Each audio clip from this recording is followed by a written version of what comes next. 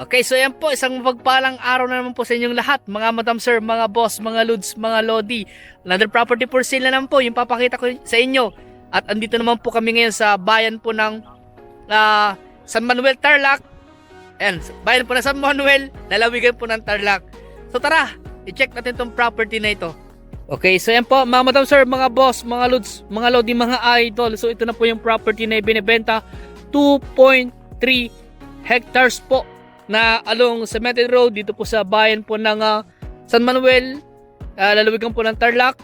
So 2 lane, ayan, may power line tsaka internet connection, and then corner lot pa po siya dahil dito po ito ay farm to market road, at ito naman po yung way po na papunta po sa town proper po ng San Manuel at papunta po sa MacArthur Highway. Mga ilang siguro mga 2 kilometro, 3 kilometro po siguro. At ito rin po yung way na papunta naman po sa Moncada, Tarlac, at papunta rin po sa MacArthur Highway. Mas malapit nga lang po dito. Ayan. So, ito po ay simula po dito. Ayan. Simula po dito, diretso po yan.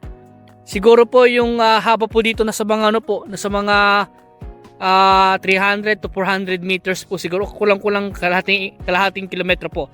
At dito naman po ay papunta po doon. Kung nakita nyo po yung nabuwal na mangga, hanggang doon po yung entrada po niya. Ang estimate nga namin po, mga kulang-kulang 100 meters o mga nasa mga 70 to 80 meters po ganoon.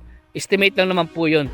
So ngayon po ay may tanim na palay, rice field po siya. Pero ang maganda po dito, sabi ng source po namin, ay pwede daw po mag poultry at mag piggery po dito. Yan, sa mga client po namin, sa mga prospect buyer po namin na naghahanap ng pang poultry, pang piggery, baka ito na po yung nahanap nyo. Dahil tinanong ko sa aming source kung pwede mag poultry o piggery, ay pwede daw po, sabi nila.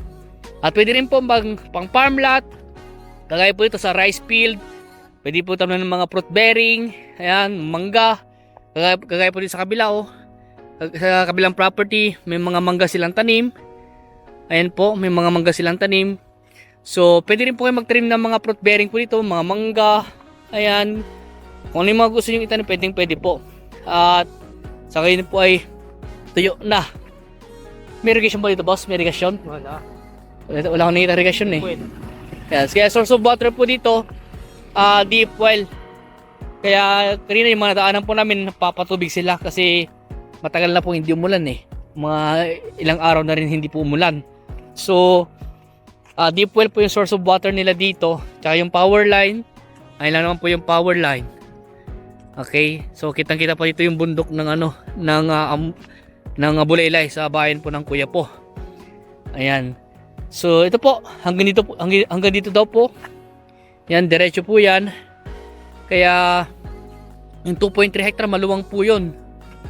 Kaya mga madam sir, mga boss, mga idol, kung kayo hinahanap yung na property na patag at may presyo pong 400 pesos per square meter, ay i-grab nyo na po habang available pa po siya. So dito po mayroong malaking dito, gym. Siguro yung barangay hall po siguro yan.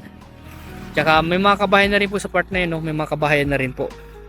At dito nga po sabi ko, may mga tanim silang mga mangga dito. Ayan. Kaya maganda po siya. Natamnan ng mga fruit bearing din, maganda rin po sa palay at maganda rin po sa gulay. At alam ko tinatanim po yata nila dito sibuyas tsaka mais eh. Yan, sibuyas tsaka mais po dahil yung kanyang buhaghag yung kanyang lupa. Yan. Sa Maynila siguro mga kulang-kulang 3 oras ang biyahe, mga 2.5 hours siguro po yung driving hanggang sa Maynila. Sa Baguio po nasa mga 1.5 na oras po sa Baguio. Ang exit po na mabilis po na papunta rito, kung galing po kayo ng Baguio, magano na lang po kayo, Rosales Bilasis exit. Kapag galing naman po kayo ng Maynila, Anao T-Plex exit naman po ang mas malapit po. Ayan. So pasensya niyo po kung walang drone video po ngayon dahil si Boss Jason po ay mayroong pong sakit. Ayan. Kaya susunod na lang daw po siya mag-drone video. Okay po. So ulitin ko po, ito po ay 2.3 hectare po na mayroon pong presyo na 400 square meter along cemented road, 2 lane, may power line, may internet connection, source of water, deep well, at naka corner lot din po siya. Ayan. At maganda po siya for farming, for investment, ayan, for piggery and poultry business. Kaya i-grab nyo na po. Pwede rin po ito siguro sa mga warehouse, dahil sabi nga po nung kasama namin yung mga building daw po doon, meron mga nagpatay doon ng imbakan daw ng mga metal cladding. Yun po ang sabi po niya sa amin. At may mga nakita rin po kami mga dito, mga building po ng poultry. Kaya pwede po siya sa poultry. Okay po. So kung may katanungan po kayo regarding po sa property na to, tumawag lang po kayo sa akin. At kung gusto nyo mag-viewing para sa property na to, mag-schedule lang po kayo para masamahan po namin kayo at maipakita po namin sa inyo itong property na to. Hindi ko na mapuntahan yung bandang likod po dahil medyo mahaba. Ayan. Kaya pag nag-viewing na lang po tayo. Tsaka yung mga dokumento pang viewing na lang po dahil wala pong dalang dokumento yung kasama namin. Kung sakali po, ipa-flash ko na sa screen kung meron siyang maibigay na dokumento po sa amin. Ayan, so hanggang dito po muna. Sa mga bago pa lang sa aking YouTube channel, paki-subscribe. At sa aking Facebook account, paki-follow nyo po ako.